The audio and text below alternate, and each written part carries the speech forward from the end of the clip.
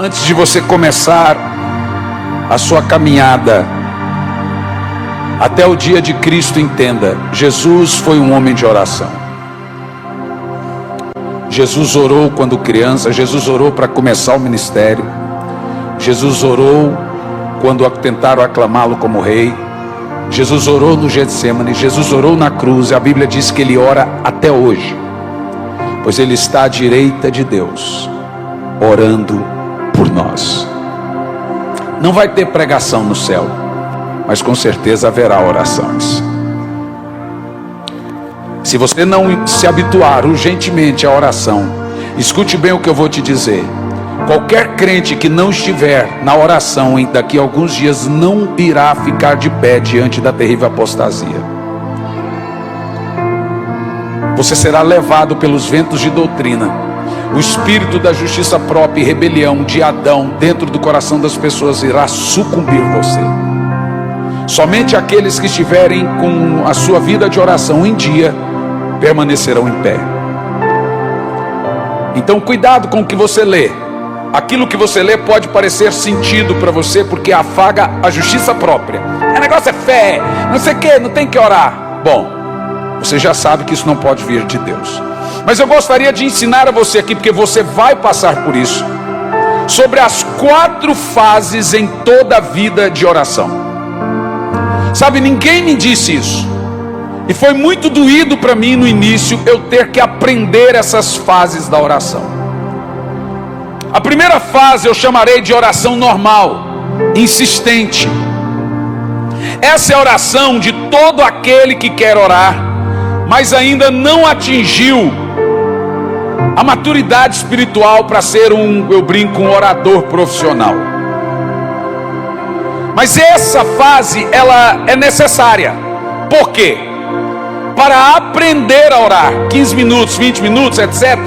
Não vai ter, é para apenas aprender a orar. É muito importante você começar. Se você não começar a orar, você nunca vai orar. E cuidado com as desculpas que você se dá para a falta de oração. E a gente dá desculpa, usa elas, e a gente se desculpa por causa disso, daquilo outro, e etc, etc. Suas orações iniciais sempre serão ouvidas por Deus e atendidas por Ele como tentativas de oração. Escute bem. Deus leva muito a sério as suas orações iniciais como tentativa de oração. E as orações iniciais, elas servem para recebermos o espírito de oração. Olha que interessante. Você tem que orar para então receber o espírito de oração, para ir orar de verdade. Essas orações iniciais são feitas com, escute isso, nossos esforços. Porém tem uma importância muito grande.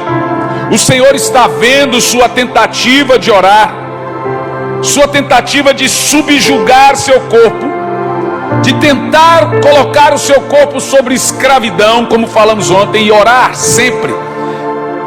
Veja, orar de madrugada é tido como uma tortura. Isso é escravizar o corpo, gente. Você não tem noção. Essa noite foi muito difícil para mim. Então eu levantei 4h30. Quando eu percebi já era 8 e pedrada. Mas o meu corpo dizia: volta para a cama. Eu dizia: não vou. Gente, você tem que amar muito a Deus. Eu vou falar. E eu falo: Senhor, eu não estou aqui de joelho para te obrigar a nada. O Senhor não me deve nada. Eu estou aqui porque eu te amo. Mas hoje está difícil. Mas ainda assim, eu não quero nenhuma troca nesse meu período com o Senhor. Mas depois Ele vem. Então não pense que você, eu estou aqui, então agora Deus vai ter que fazer. Deus não deve nada para a gente. Nada. Então essas orações iniciais, elas são feitas em primeiro lugar, iniciais, a primeira fase, com nossos esforços. Porém tem uma importância muito grande. O Senhor está vendo sua tentativa de orar, você tentando escravizar o seu corpo, e logo você vai receber o que a Bíblia chama de espírito de oração. E aí você vai orar com muito prazer.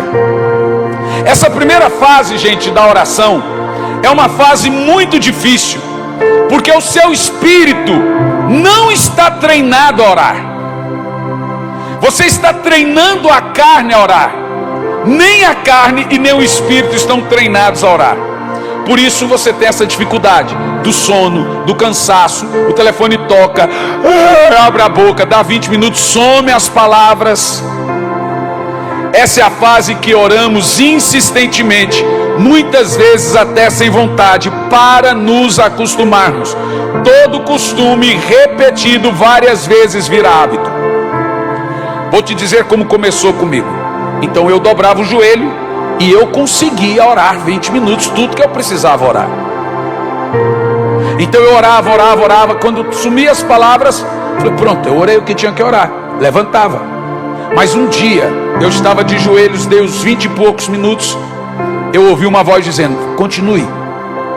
Para quê? Em silêncio. Quando deu 1 minuto e meio, voltou as palavras. Eu comecei a orar por coisas que eu nem lembrava. Então eu continuava mais 15, 20 minutos, sumia as palavras. Aí eu ouvi a voz dizendo, continua. Quando dava mais 1, 2 minutos, voltava as palavras. Aí eu percebi, falei, diabo safadão. Eu percebi que a oração é uma guerra. O diabo tira as palavras, o Espírito Santo vem e põe as palavras. O diabo tira as palavras, o Espírito Santo põe as palavras. Então o que você faz? Continue. Vai ter um momento que vai sumir tudo, vai parecer que você orou tudo. Fique ali por mais 1, 2 minutos. O Espírito Santo vem e começa a lembrar você o que você deve orar. Falou, uau, eu não falei sobre isso. Aí o diabo vem e fala, orei. Aí parece que terminou, você tenta levantar. Continue. Ele vem e lembra. Daqui um pouco você não percebe, as horas foram embora. Isso acontece na fase inicial, insistente, para que vire hábito.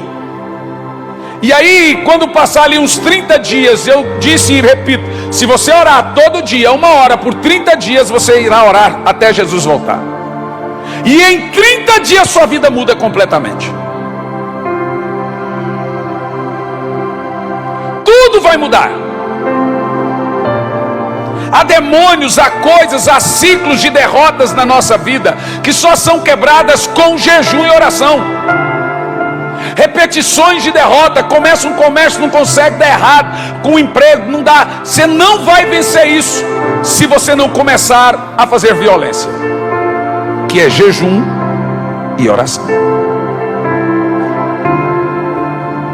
Sobre o jejum, um hábito, 1 vez por mês, faz um jejum urgente de 3 dias. Faça 2 jejuns de semana de 24 horas. Vai ser bom para a sua saúde física e espiritual. Mas consagre antes. Começou o jejum, consagre ele. Terminou o jejum, consagre ele.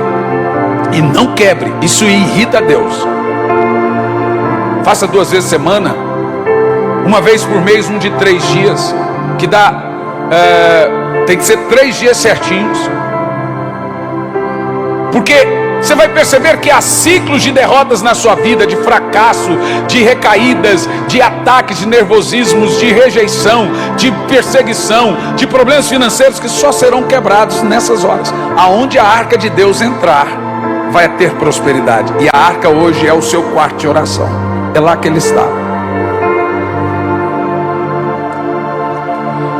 A segunda fase, eu vou chamar, e guarde isso aí, aqui entra o que você vai ler no livro. Fase do derretimento, ou quebrantamento. Quando você ficar insistindo em orar, todo dia, 15, 20 minutos, aqui um pouco vai dar 30, você quer ver? Quem orou hoje? Quem orou mais de 16 minutos? Viu? A pegadinha funciona. Agora, se você quer continuar nisso, continua. Se eu fosse, você aproveitava e pronto. Um dia que não deu para ser das madrugadas, faz de manhã, faz outro horário, mas você viu que é diferente. Viu só? Eu não estou aqui para fazer nada mais que isso. Eu tenho uma missão, irmão. Eu realmente entendo. Se você ouvir o pendrive, você vai ver. Eu realmente entendo que Deus me deu uma missão no mundo. Era o que Elias fazia. Quando ele ensinou o povo a orar, João Batista, Jesus disse: Senhor, obrigado por me permitir que seu servo traga o coração do povo de volta ao Senhor. voltem-se para mim, Joel 2:12, e isso com jejuns e oração. Orar é voltar todo o coração para Deus. Então você viu que funciona? Continue. Continue. Agora, quando você orar todos os dias por um certo período, ela vai intensificando, vai entrar uma fase na sua vida. Eu vou te alertar, preste atenção nisso. Quando ele pôr fogo em você, você será derretido. Acontece um fenômeno. Toda a sua família e até você vai pensar que você está com um problema emocional, porque vai virar uma choradeira. Eu recebi um telefonema de uma pastora esses dias, uma. Não sei o que está acontecendo, eu estou muito mal. O que foi, Renato? Não sei. O senhor ensinou aqui a igreja a orar em 3 semanas, e agora eu só choro, eu não sei. Será que eu preciso procurar um médico? Renata, calma, você está muito bem agora. Mas o meu marido está preocupado, meus filhos. Então você vai fazer o que eu fiz. Você vai chamar seu esposo, seus filhos, vão falar: eu não estou com depressão, eu estou em fase de quebrantamento. E aí? Eu comecei a dizer para ela: vai demorar isso, porque os seus olhos agora são olhos molhados. A vida de quem ora tem os olhos lacrimejados. Você quer ver? Eu sei quem ora e quem não ora. Quem ora não tem olho fundo e seco.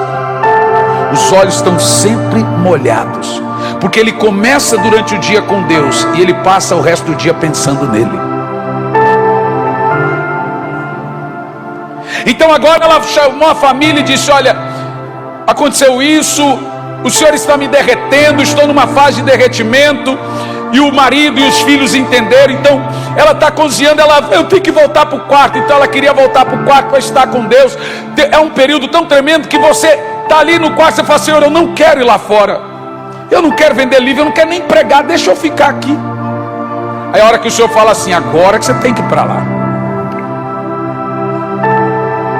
É o momento do derretimento que você só quer Ele. Ele tocou em você, você está tendo uma visitação dele. E isso acontece quando você tem o espírito de oração. E o espírito de oração, o Espírito Santo, ele vai destroçar você. Por quê? Ele vai queimar tudo que for madeira, feno e palha. Ele está queimando a vela. A voz de Deus tem 2 tons e 2 sentidos. Jeremias disse que ela é uma marreta. Joel disse que ela é o fogo. Para coração de pedra precisa de marreta. Para coração de carne precisa de fogo. Porque coração de pedra não pega fogo. O problema é que a marreta quebra. É quando ele machuca. É quando ele tira. É quando perde emprego. É porque Deus está falando. O cara não quebra, ele está batendo nele. Pá, pá, pá. Eu, quando a coisa está ficando complicada, eu falo assim: eu não preciso da marreta, já entendi. Basta o fogo, eu já entendi. Porque a marreta, aí filho fica doente, problema, porque o cara está com o coração tão duro que é só marreta para quebrar. Coração de pedra não pega fogo.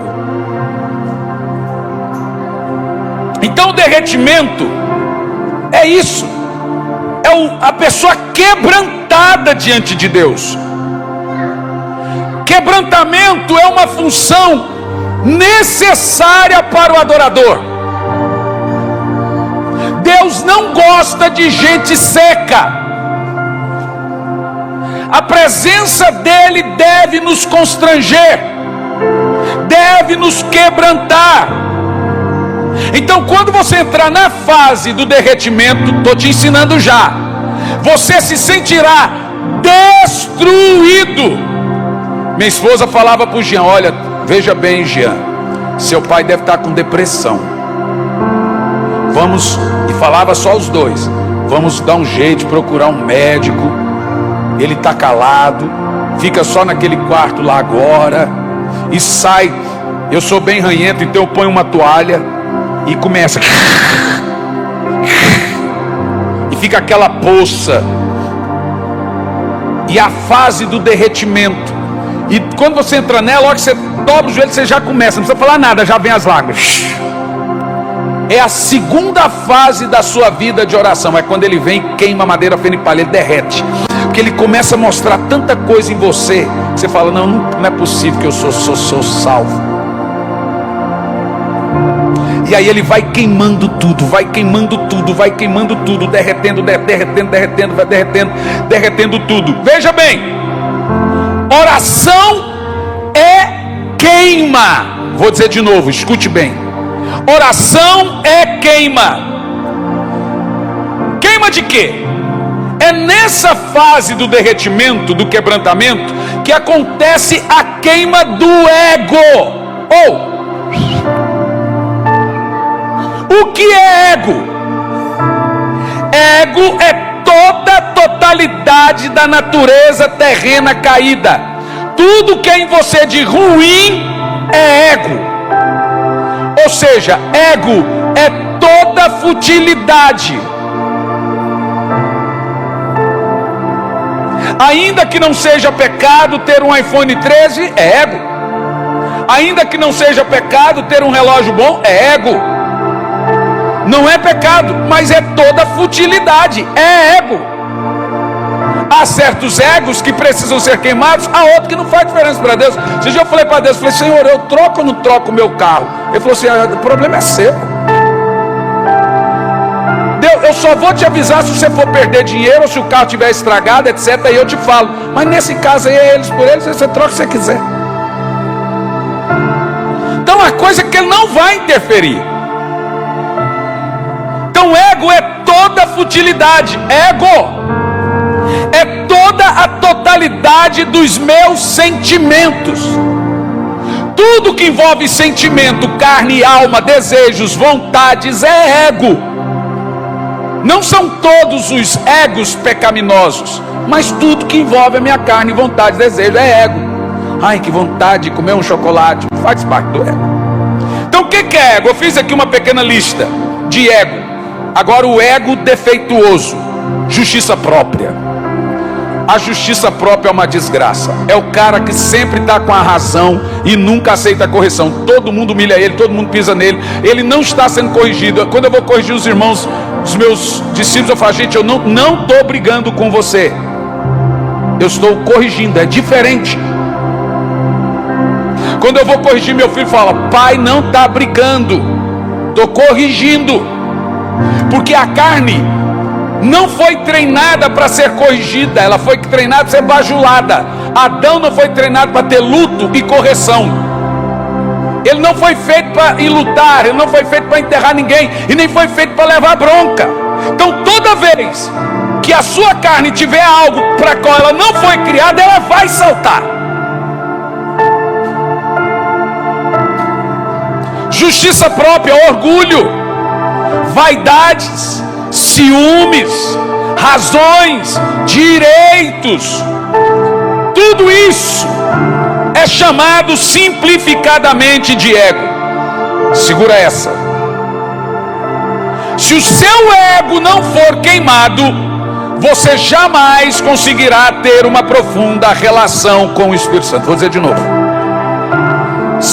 O que é orar? É queima do ego. A cruz tem que matar o ego. Então Deus lhe quebranta para que Ele mesmo te ouça. Porque se Ele não te quebrantar, você vai até Ele com uma oração arrogante. Então eu fui numa igreja, veja, eu fico tão maravilhado quando eu venho e vejo aqui isso aqui. Eu estava tão chateado. Compartilhei com meu amigo isso lá no início do ano, penso eu, e mandei para ele, falei, rapaz, vou falar com você, você me entende. Eu estou muito triste, porque o Espírito Santo me deu isso para pregar em alguns 2 anos. E veja, eu estou pregando a mesma coisa de forma diferente há quase 3 anos. É tudo uma reciclagem. Mas eu vou em algumas igrejas e volto depois, você vê a igreja sempre cheia do Espírito, motivada igual aqui, igual lá no Marquinhos, entre outras. Mas tem lugar que eu passei aí, cheguei e estava pior. tinha jovens se drogando, jovens, virou um oba-oba. Começaram bem e virou um oba-oba. E eu fiquei tão triste, tão triste. Eu comecei a ver, falei, gente, tem lugar que o povo não quer avivamento, quer movimento. É porque está sem a pandemia, está na pandemia, o povo está dizendo, mas traz o pastor Hernani aqui para dar um up na igreja. Aí o povo volta para a igreja, não, agora não precisa mais de você. Então eu comecei a ficar tão triste, que aí eu cheguei a Deus e falei assim, Senhor, não está funcionando. Eu não vou falar o que eu penso, porque eu tenho muito temor do Senhor. Eu falei para Deus. Ele falou, mas pode falar. Eu falei, não, eu não vou falar, mas eu estou triste. Tá bom. Cheguei, entrei no avião. No avião de Londres para Milão. Foi quando veio o livro. A hora que eu sentei, escuta isso. Você vai ler isso tudinho. Sentou do meu lado um moço com capu, estava frio. Eu na saída de emergência e ele na outra ponta. E tudo bem, sentou ali do lado. A mulher veio fazer o speed e ela vem até o meio. Então normalmente ela pede ajuda para quem está sentado ou põe em cima. Ela foi e pôs no banco. Ela não viu que tinha alguém ali. A hora que ela fez isso, eu falei, eu estava vendo aquele homem ali, mais ninguém. Quando ela fez isso, ele estava aqui, fez assim, ó. Olhou para mim. Não havia um rosto, era só um capu. Ele disse, você está magoado, né? Você está sem coragem de falar. Eu falei assim, eu tenho muito temor para falar o que eu estou pensando. Mas eu estou. Porque o Senhor me deu uma mensagem. O Senhor me apareceu, falou, eu vou te levar para trazer os corações de volta. Mas eu estou indo, Senhor, e em muitos lugares o que eu estou vendo é que não está acontecendo. Ele falou assim, eu vou te dizer uma coisa. Jonas pregou em Nínive, Nínive mudou. Jeremias pregou em Jerusalém, Jerusalém não mudou. Tem 3 tipos de pessoas que te escutam aqui dentro do avião. Ele disse, as que ouvem mudam na hora, as que ouvem demoram a mudar, e as que ouvem nunca mais mudarão. Eu falei, então por que o Senhor está me mandando pregar? Para que elas fiquem desculpáveis. Há lugares que eu te levo para tratar eles. Nunca mais terão desculpas. Eu falei, mas Senhor, então é caso perdido. Ele falou, essa oração é arrogante. Você está dizendo que tudo que você está fazendo é perdido. Isso é uma oração arrogante. Sou eu que faço a obra, então o que é perdido? Eu falei, tá, o que eu faço? Ele falou assim, ó, muitos líderes têm vícios, constroem muitos ídolos no coração. É vários tipos de ídolos. Eles tentam, mas não conseguem. Eu falei, então o que eu tenho que fazer? Ele falou assim, foca nas crianças. Olha que ele falou, opa. Ele falou, de 10 a 15 anos, daqui 10 a 15, 20 anos, eles serão os avivalistas. Então, taca fogo. Você é uma vela que vai ficar pondo fogo nas outras velas. Irmão, eu já estava angustiado, eu não prestava para mais nada. E a hora que ele falou assim, eu vou levantar uma geração diferente. É a geração daqueles que buscam o Senhor.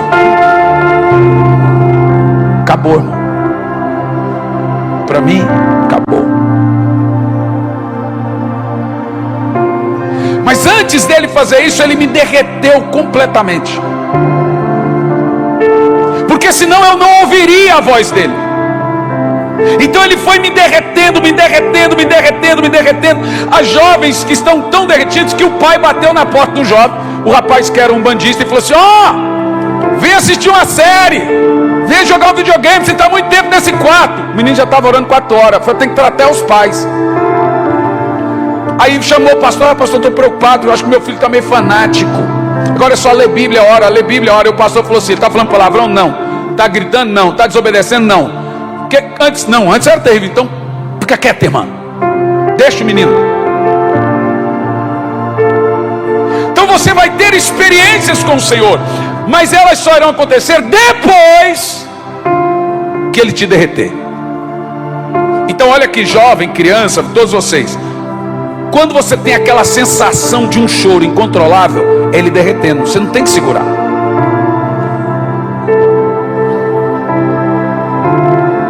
A Bíblia chama isso de coração quebrantado. Os olhos molham na hora, ele quebra, ele derrete, ele massacra a gente. E por que Deus faz isso? Para que Ele possibilite que Ele mesmo te ouça. Porque se você não tiver um coração quebrantado, Ele não vai te ouvir. Por quê? Porque orgulhoso não é atendido. É um coração quebrantado e contrito, derretido, que o Senhor não despreza. Mas Ele resiste quem? Então o orgulhoso ora, em vez de receber o milagre, ele faz é perder. Porque suas orações são arrogantes, cheias de justiça própria. Se aquela fulana fez, eu não acho isso justo, ele vai orar com Deus, cheio de justiça, cheio de arrogância a oração.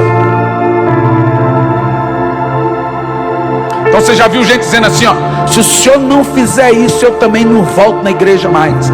O tipo, como se Deus devesse algo para ele. São orações arrogantes. Para que a oração seja plenamente atendida por Deus, tem que haver, escute, desistência do ego. Vou repetir. Para que a sua oração seja prontamente, orou e atendida, tem que haver desistência do ego. No ego, da justiça própria, do orgulho, da avareza, da vingança, do revanchismo, da raiva, da fúria.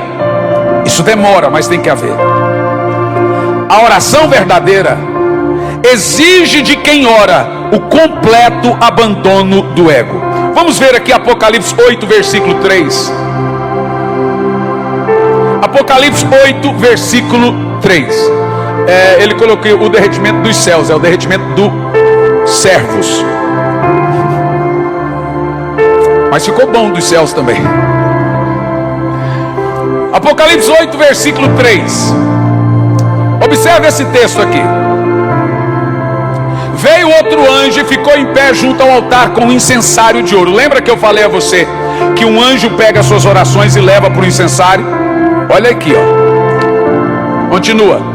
E foi-lhe dado muito incenso para oferecê-lo com as orações de todos os santos sobre o altar de ouro que se acha dentro do altar. Olha que coisa poderosa. Todas as suas orações verdadeiras são recolhidas toda hora que você ora e põe do lado do trono de Deus.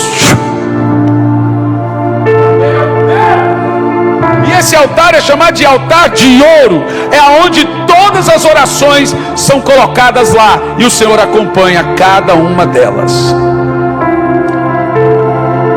Notem que João fala da oração como um incenso, cuja fumaça sobe diante de Deus e é recebida por Ele. Lembra o tabernáculo agora. Então, quando você for ao Senhor, derrame seu coração e sua alma na presença dEle, para subir. É assim que a fumaça sobe a Ele. Notem que a figura da oração aqui é queimar um incenso. Essa fumaça é a oração. Entendeu o que eu disse? O incenso é nossa oração e a fumaça é a nossa alma. Aquele incenso sendo queimado é a oração. A fumaça subindo é a alma, é o ego, é a futilidade.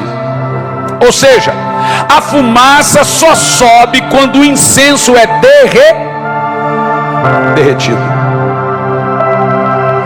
Então a oração é o derretimento do ego, o derretimento do coração, o derretimento da alma diante de Deus. Na oração, a alma precisa subir a Deus como sacrifício.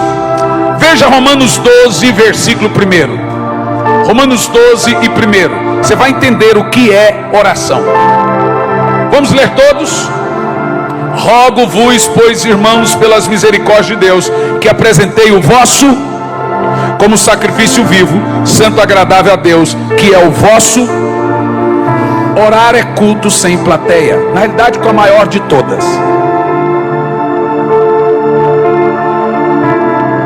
Paulo diz então que o corpo oferecido é um culto, é um sacrifício. Por isso que não existe sacrifício sem queima de ego. O que você oferece no altar da sua oração é o seu ego. Senhor, eu vou pedir perdão como sacrifício, eu preciso me humilhar. Ah, mas eu tenho a razão. Você tem que sacrificar sua razão. É por isso que eu não gosto de pregações modernas dos coaches, porque eles alimentam a justiça própria da pessoa, faz ela se amar ainda mais. Em vez da pessoa ofertar a Deus a justiça própria, ela faz se encher de justiça própria. E aí atrapalha todo o processo do Espírito Santo.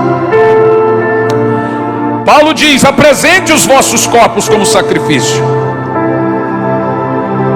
Ele está falando do derretimento. Agora eu te pergunto: como a alma sobe a Deus? Oh meu Deus! Você tem que entender que a alma também precisa subir a Deus. É o vosso espírito, corpo e alma que devem ser santificados. O espírito já quer orar, é a carne e a futilidade que não. Então como que a alma sobe a Deus? Só quando a alma é derretida que ela sobe a Deus. Oração é quando sua alma é completamente derramada, queimada diante do Senhor.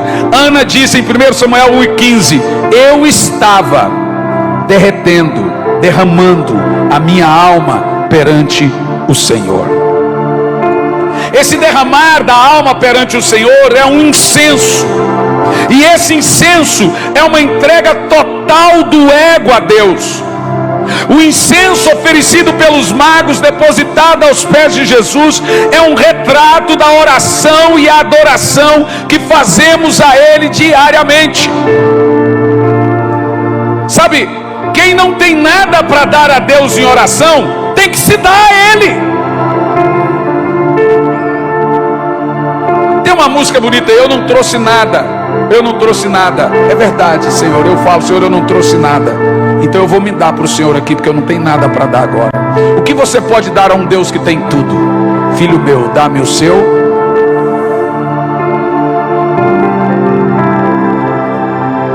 Então o que é oração em sua segunda fase, meus queridos? Oração em sua segunda fase é o mais profundo nível de quebrantamento diante de Deus. É o entusiasmo do amor, é a alma derretida, é a entrega de todo o ego. Orar, depois que você aprendeu, é um derretimento total.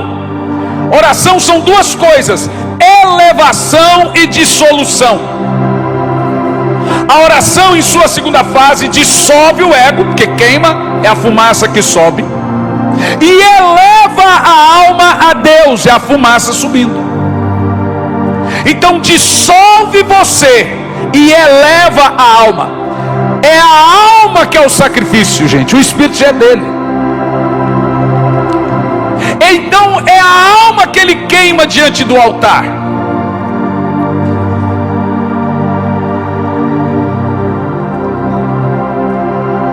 Esse derretimento, essa queima de ego que fazem com que a alma suba ao Senhor.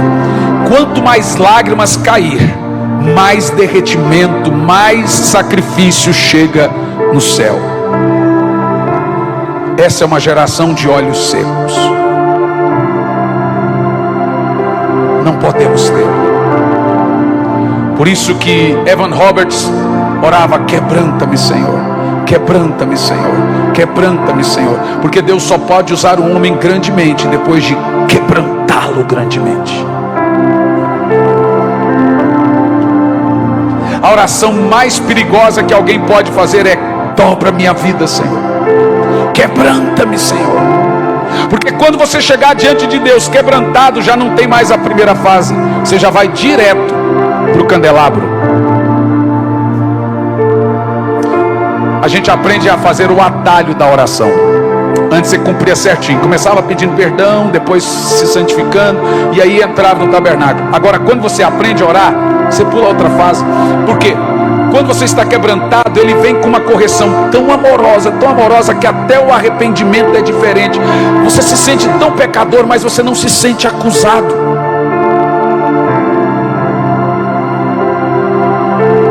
Como é maravilhoso.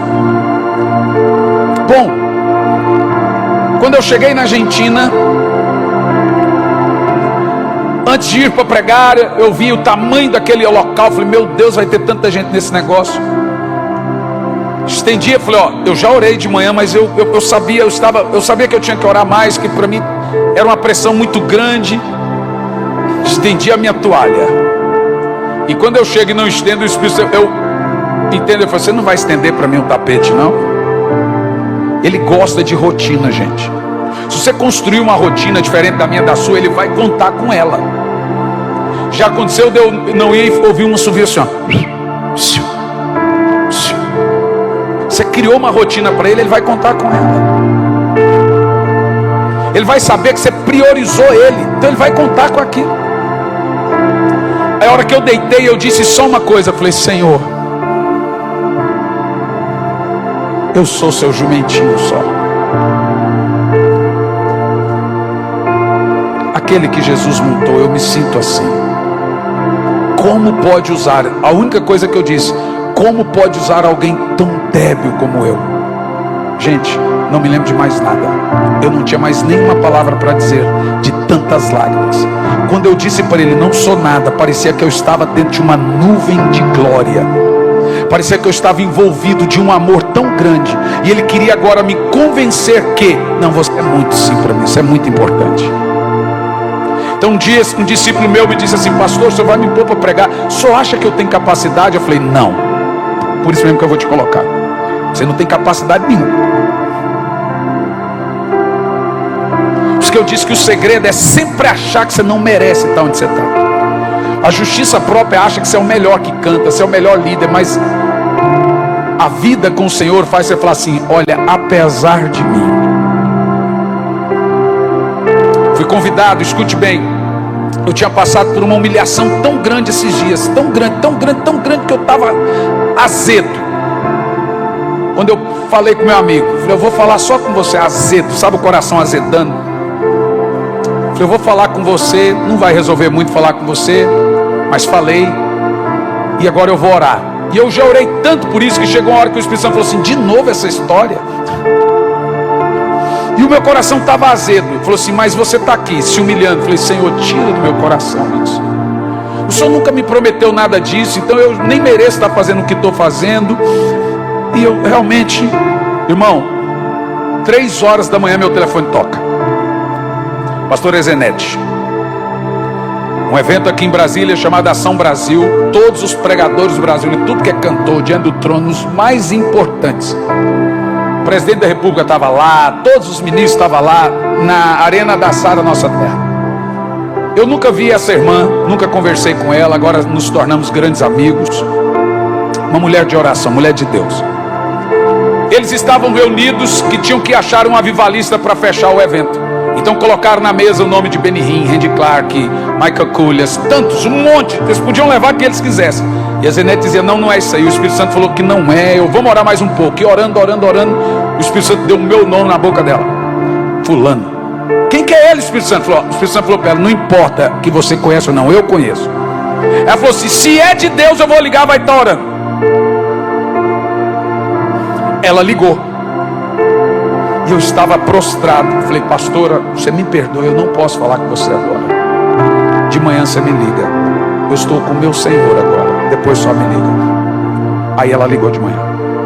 Pastor, nós tivemos dezenas de homens de Deus por uma semana orando. Um evento. Gente, nós fomos com 4.000 pessoas para a frente da esplanada do lado da STF. Era o que? 3 horas da manhã. Orando e batendo pandeiro. Parecia vigília de monte. Mas foi uma coisa sobrenatural. Havia milhares de pessoas, eu fui o último.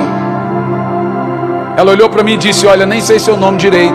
E o pastor Márcio falou para ela, Zenete, mas você conhece esse menino? Eu falei, eu não tenho que conhecer nada não, pastor Márcio. O Espírito Santo falou que é ele que conhece. Aí eu cheguei e vi o pastor Márcio, olhou e falou assim, uau. Eu falei, pastora, foi Deus que me trouxe aqui. E a hora que eu cheguei lá, o Espírito Santo falou assim, toda vez que você ofertar sua justiça própria, eu lhe exalto no outro dia. Você só precisa vir para a cruz. não azede. Você não ganha nada comigo com coração azedo. Oferta o ego, queima a justiça própria, e eu vou te usar. Todos os pregadores tinham 40 minutos. Ela e o pastor Márcio falou assim: você tem 1h30, pastor, porque nós queremos avivamento agora. Todas as crianças foram cheias do Espírito Santo. Nem meu nome ela falou no microfone. Aí teve uma irmã que falou assim: você é o avivalista sem nome? Eu falei: tá, tudo bem. Porque no reino espiritual toda homenagem ela é póstuma. Deus não compartilha a glória dele com ninguém. Então Deus vai honrar o cara depois que ele morre. Vou te falar, a glória sempre é dele. Tem uma mulher aí chamada Jeanne Guyon, Madame Guyon. Essa mulher me destrói. Ela influenciou John Wesley, Suzanne Wesley. Você não vai achar livro dela não. É de 1600 alguma coisa. Ela ficou presa 14 anos. Ela é surreal. Eu leio aquele negócio, eu jogo no chão, eu não sou crente. Dá vontade de gritar, arrancar o cabelo. Mas ninguém nunca ouviu falar dessa mulher. Hoje todo mundo ouve falar. Ela não era famosa na época dela. Nenhum dos avivalistas eram famosos em suas épocas. Todas as homenagens são póstumas. O negócio de Deus é para lá, gente. Olha para essas crianças. Todas elas vão influenciar algo daqui a alguns anos. Vão ressuscitar mortos. Essa menina aqui, ó, Deus vai dar uma nação para ela.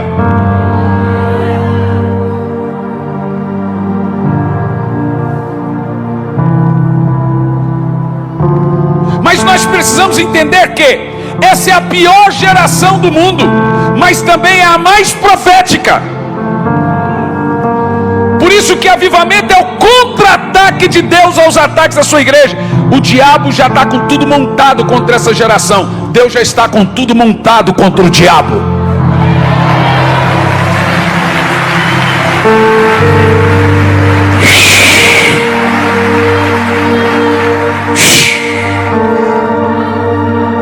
Então Deus tem que quebrar-nos para nos usar. Porque veja, o que eu vou dizer é a coisa mais pesada que você já ouviu. Se você não se tornar santo no ministério, você vai para o inferno por causa dele. Se o ministério não te santificar, você vai para o inferno por causa dele. Não tem meio termo. Você está muito perto. Lúcifer estava tão perto de Deus que ele virou Lúcifer em vez de um anjo melhor.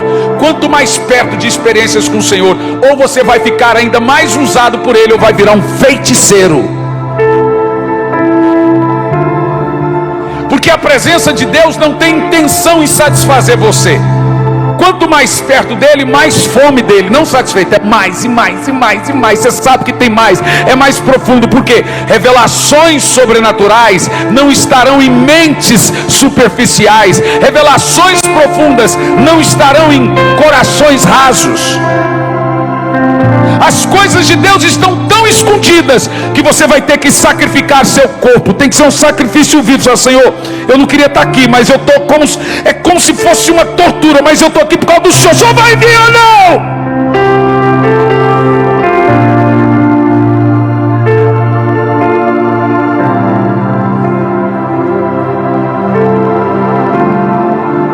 Teve um rapaz que escreveu na rede social falando de mim, vídeo, né?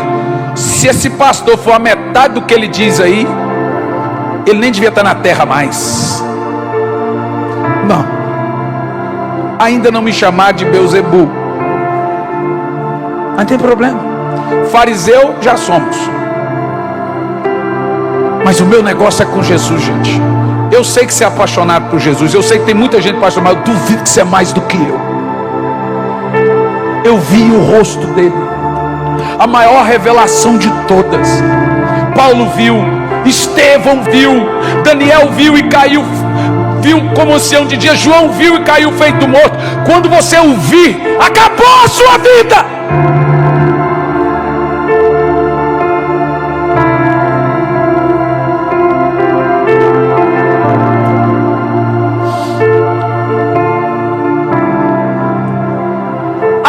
Só sobe quando queimamos o ego, entregando a ele, ao poder poder aniquilador do amor dele. Na oração, em sua segunda fase, acontecem algumas coisas. Primeira, nos vemos mais errados do que pensávamos. Matou a justiça própria. Segundo, somos completamente altruístas. Você pensa mais no próximo do que em você. Terceiro, completamente sem justiça própria. Você sempre está errado, mesmo estando certo. Somos completamente quebrantados. Eu esqueci um negócio no hotel em Goiânia agora, um negócio caro. E ficou no quarto. As camareiras achou. Agora minha esposa ligou, quando foi lá veio um do Paraguai. Trocaram. Eu falei, eu vou passar lá em Goiânia. O Espírito Santo falou assim, não, vai dar briga. Você vai ter ataque de ira e vai me ferir. Falei para minha esposa, pode falar e deixa para lá. Falei, mas era caro. Falei, não, deixa para lá. Isso aí é um laço do diabo para fazer entristecer o Espírito Santo. Eu vou ficar triste depois, que vai me dar ataque de ira, porque eu estou com a razão. Eles acharam o negócio e trocaram por um falsificado. Um hotel de 5 estrelas. Olha, eu estou com a razão, mas eu já saquei do diabo. Ele me pega quando eu estou certo.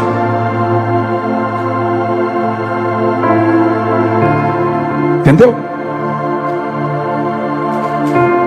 Nós passamos a agir com base na obra do Espírito em nossa vida. É isso que a Bíblia chama de nascer do Espírito. Nesse momento a carne não tem mais poder em nossa vida, nenhum poder.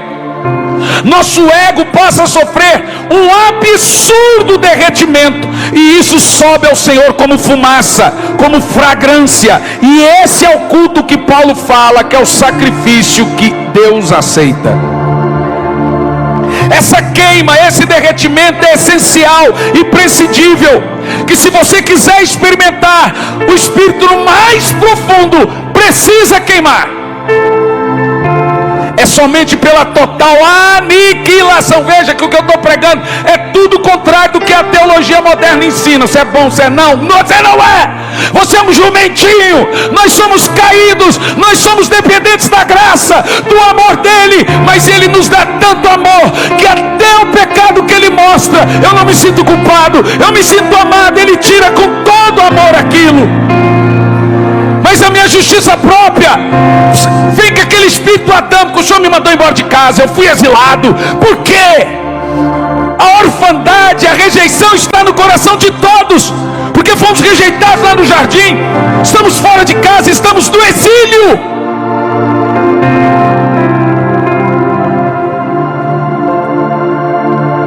Quando eu cheguei na Colômbia, eu vi aquela multidão.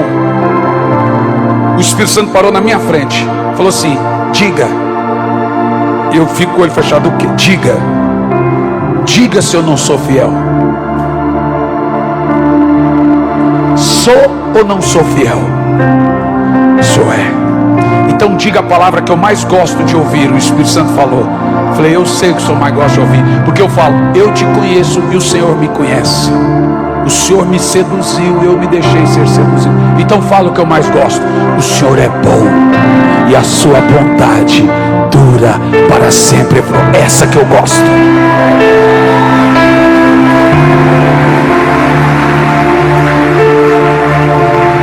É o que eu mais gosto de ouvir, porque é o que o diabo quer provar. Deus não é bom, pois Deus ama.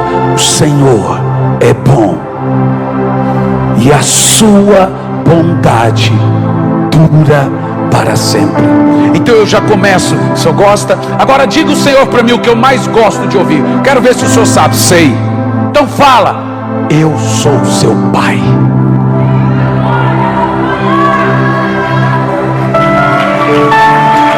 Essa é a minha relação com ele. Nós estamos numa confraternização ali, não há interesses. Nós estamos em comunhão. O Senhor é bom. O Senhor e a sua misericórdia, e a sua misericórdia dura para sempre. Dura para sempre. Vamos fazer isso alto. O Senhor é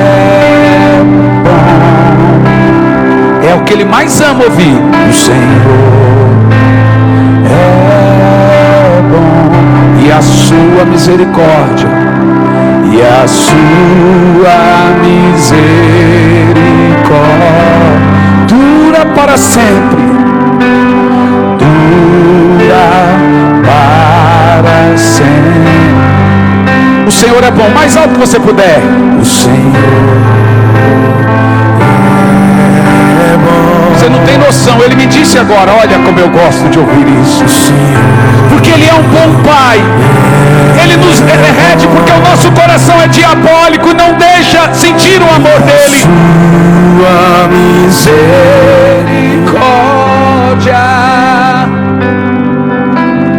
dura para sempre. Aleluia! Aleluia! Aleluia! Aleluia! Glórias ao Cordeiro! Glórias ao Cordeiro!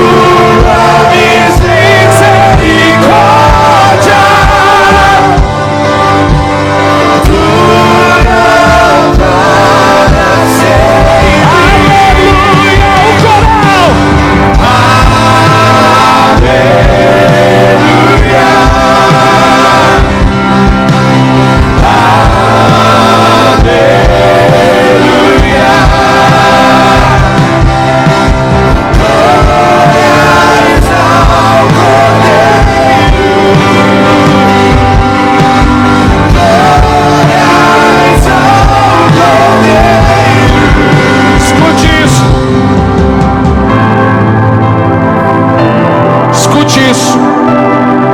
Você precisa ouvir o que eu vou dizer, senão o diabo te pega na esquina depois que você for quebrantado. Total atenção, essa é a parte mais importante. Escute isso. Você precisa ouvir isso. Eu sei que já estamos derretidos aqui, mas você precisa ouvir isso. Toda pessoa, depois de longos períodos de quebrantamento e lágrimas, passam por um longo período de sequidão. Salmo 84, versículo 6 nos mostra que logo depois de um quebrantamento, existe um período na minha vida de oração chamado aridez. Imagine você está vindo de um quebrantamento de muitas lágrimas, mas depois passa tudo. Você ora e não sente mais. Você vai perguntar: Senhor, o que eu fiz? Você não fez nada.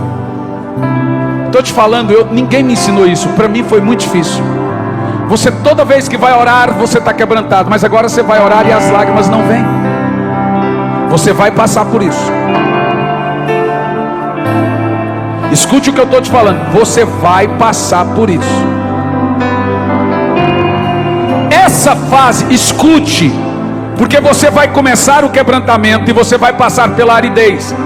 Não é que você não está sentindo a presença, você não está sentindo a sensação dela, mas ela não vem do diabo, ela vem do próprio Deus. Por que que Deus faz isso?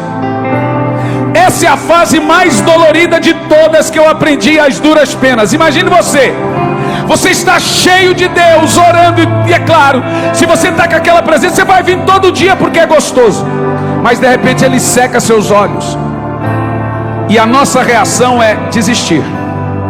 E é aqui que está o segredo.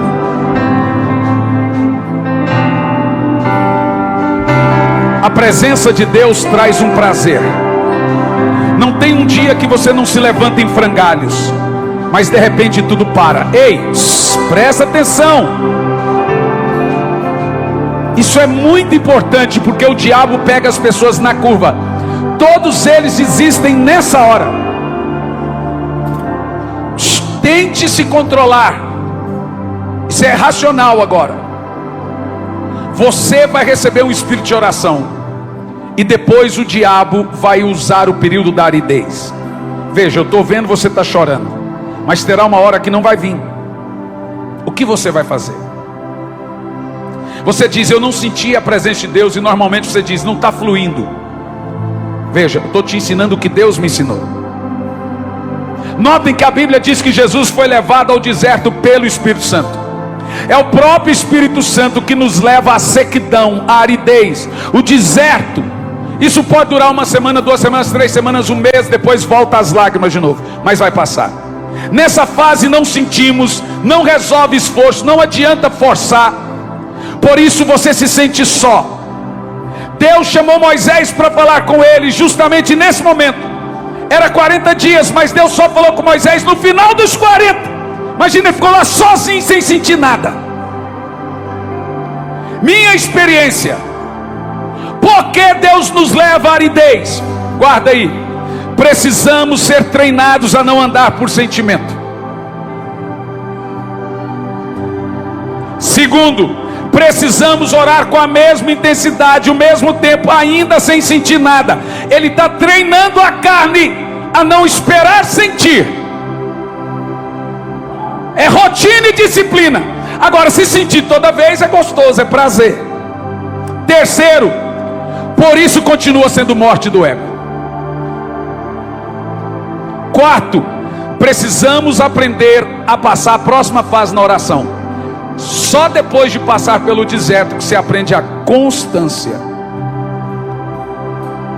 Agora entenda, Deus é um Deus que sempre se esconde. E por que Deus faz isso?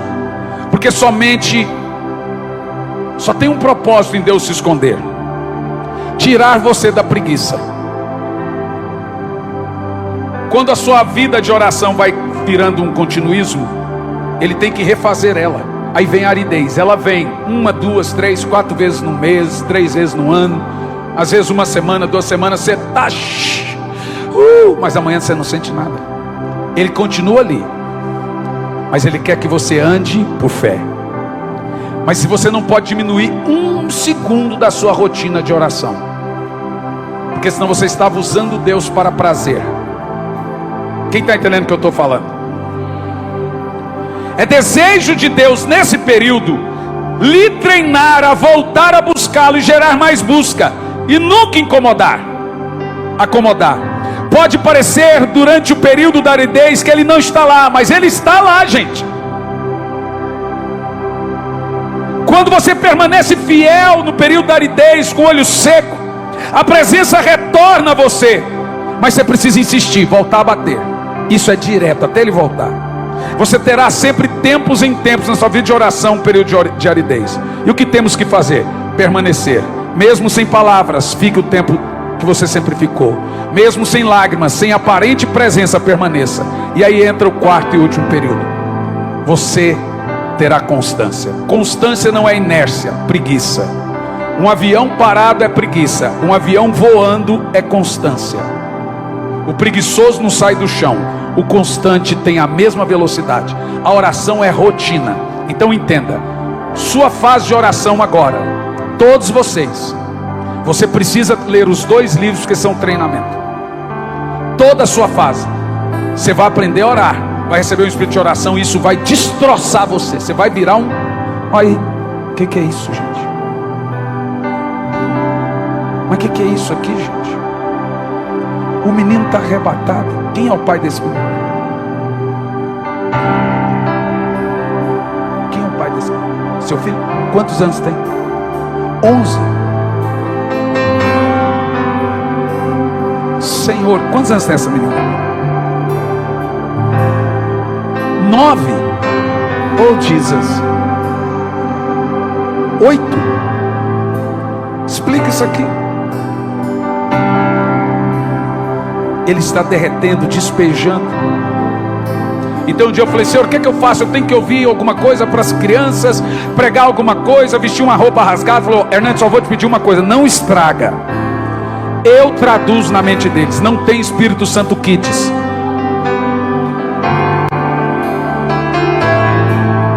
Você vai aprender a orar, Ele vai destroçar, você vai se quebrantar, vai ter período de aridez, você vai ser, mas você tem que continuar. Ao mesmo tempo é rotina. Depois volta, depois vem a aridez, depois volta. Aí você, quando você passar esses 3 períodos, você não vai ter mais o primeiro. Você já virou alguém que ora, então você não passa mais o início. Agora você vai ter só as 3 fases: quebrantamento, aridez, constância. Quebrantamento, aridez, constância, até Jesus voltar. E não pense que todo mundo que ora vai ser pastor de uma igreja grande e fazer milagre, não. Veja, a oração tem uma promessa: Ele é a recompensa, Ele é o tesouro.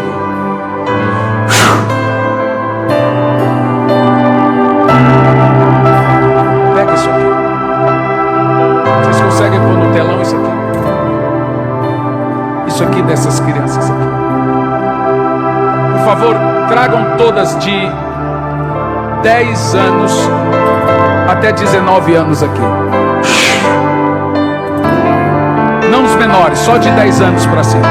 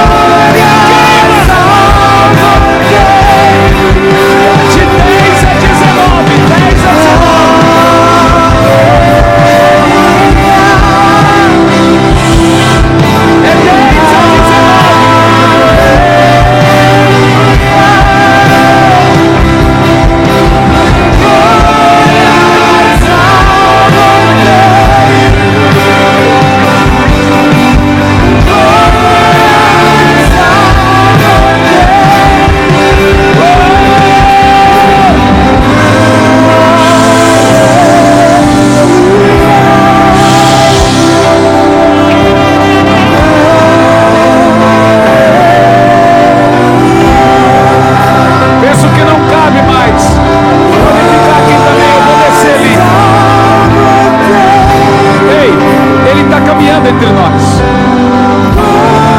Curta o Espírito Santo agora. Uma distribuição de queima agora.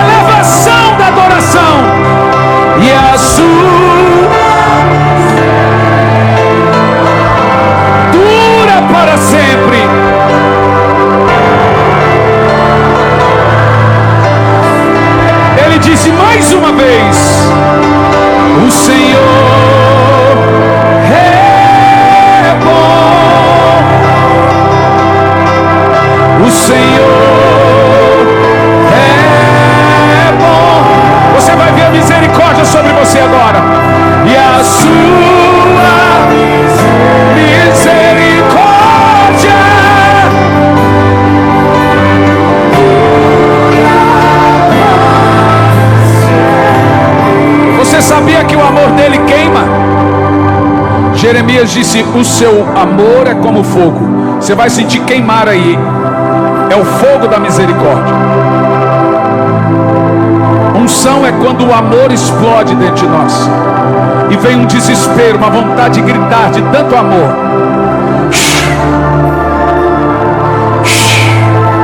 Ele diz: eu sou seu pai, sua mãe. Esse desespero não controle. Ele agora lhe dá um amor de pai e de mãe. Ele lhe batiza com fogo do amor. Fogo do amor. Fogo do amor. Fogo do amor.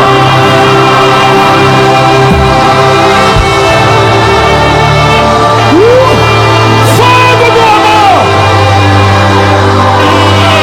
Batiza, queima. Deixa o amor dele queimar agora. Queima, queima, queima.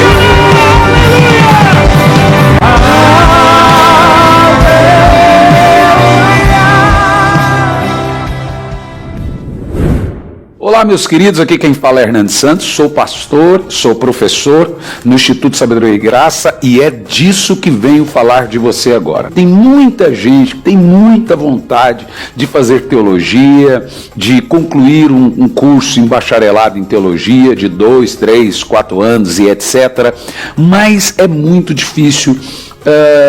Ainda mais se tratando que você tem que ir lá no curso, disponibilidade de horário, e vem as questões de valores. Eu fiz um levantamento por alto dos valores mensais de um curso livre de teologia. Fica na média aí de 500, 600, 700, 800 reais por mês que você paga durante todo o curso. O que nós fizemos? Disponibilizamos uma maneira de você fazer um curso.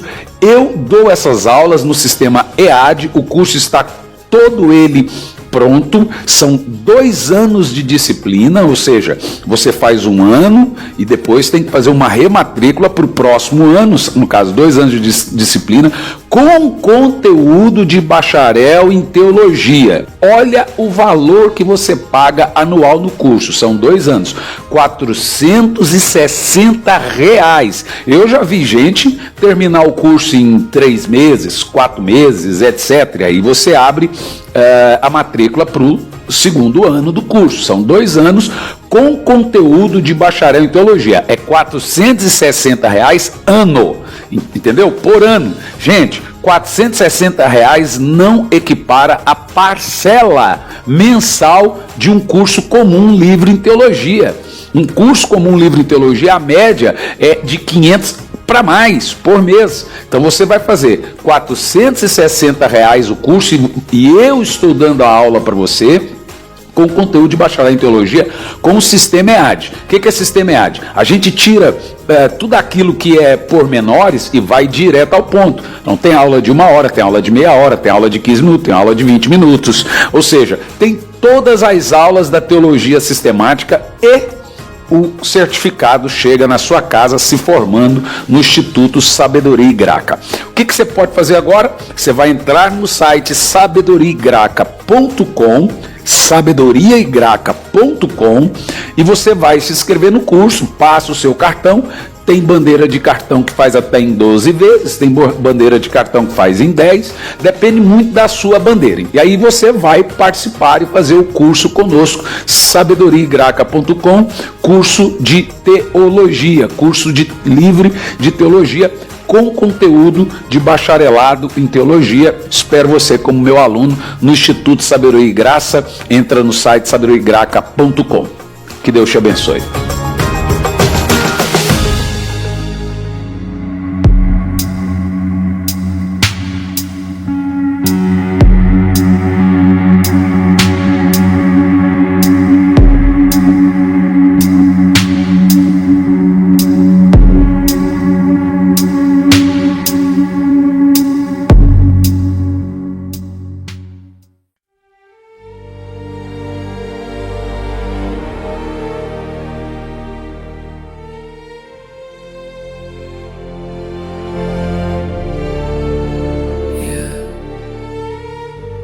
Vértigo de seda, mi calma se queda. Tu piel me provoca, mi alma te toca, mi voz invoca, tu luz sofoca, la noche suspira, mi mente conspira, tu sombra delira, mi calma se vira. Vértigo de seda, mi pecho en caída, tu culpa metida, mi fe rendida. Cada paso te nombra, mi alma en la sombra. Tu beso me asombra, mi calma se alfombra. El aire me atrapa, mi pecho se escapa, tu nombre me tapa, mi voz se desmapa. Vértigo de seda, mi trama encendida, tu luz prendida.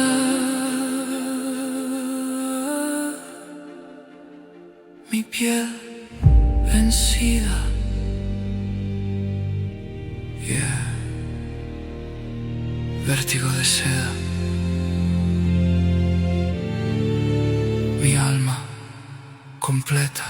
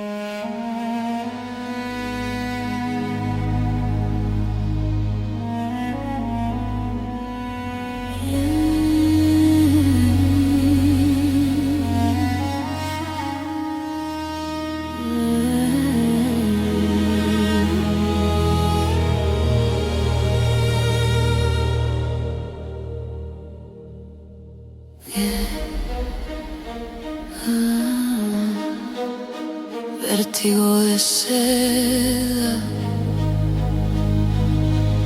mi calma se queda. Tu piel me provoca, mi alma te toca, mi voz invoca tu luz, sofoca, la noche suspira, mi mente conspira, tu sombra deliria, mi calma se vira, vértigo de seda, mi pecho en caída,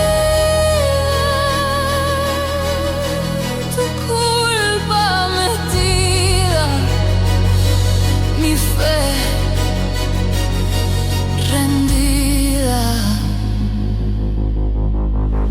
Cada paso te nombra, mi alma en la sombra, tu beso me asombra, mi calma se alfombra, el aire me atrapa, mi pecho se escapa, tu nombre me tapa, mi voz se desmapa.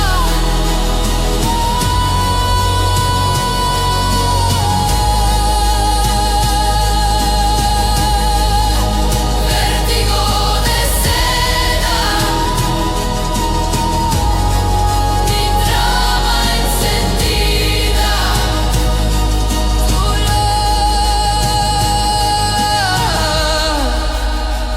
tu luz prendida, mi piel vencida, yeah. Vértigo de seda, mi alma completa.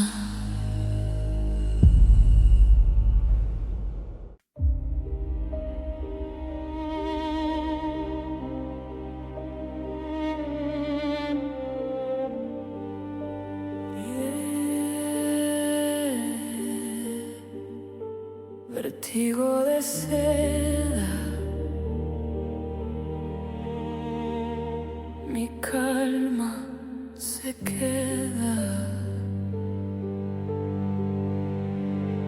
tu piel me provoca, mi alma te toca, mi voz invoca, tu luz sofoca, la noche suspira, mi mente conspira, tu sombra delira, mi calma se vira, vértigo de seda, mi pecho en caída, tu culpa metida, mi fe rendida, cada paso te nombra, mi alma en la sombra, tu beso me asombra, mi calma se alfombra, el aire me atrapa, mi pecho se escapa, tu nombre me tapa, mi voz se desmapa.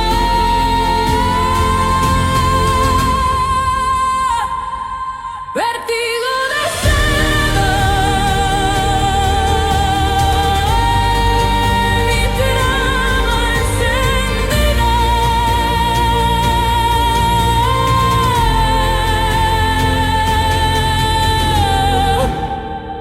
tu luz prendida, mi piel vencida,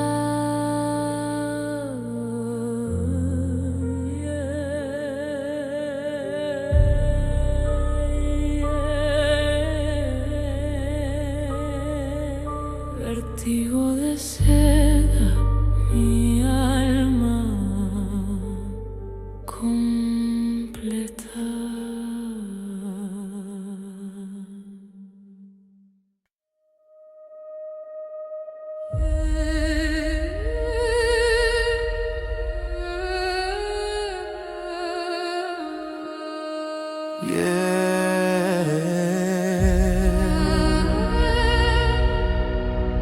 Vértigo de seda,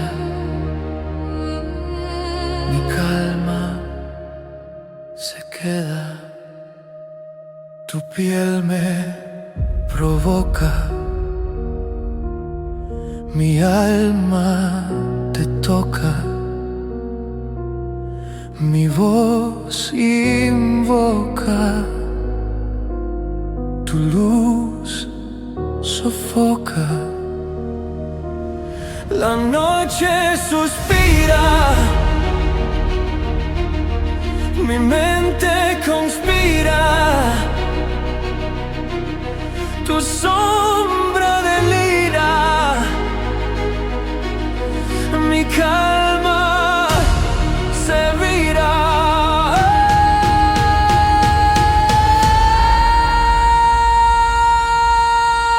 Vértigo de seda, mi pecho en caída, tu culpa metida, mi fe rendida. Cada paso te nombra, mi alma en la sombra, tu beso me asombra, mi calma se alfombra. El aire me atrapa, mi pecho se escapa, tu nombre me tapa, mi voz se desmapa. Vértigo de seda, mi trama encendida, tu luz prendida, mi piel vencida.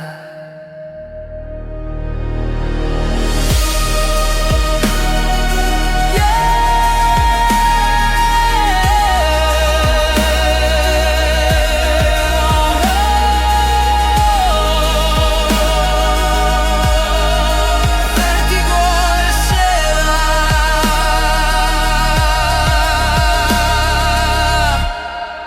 mi alma completa.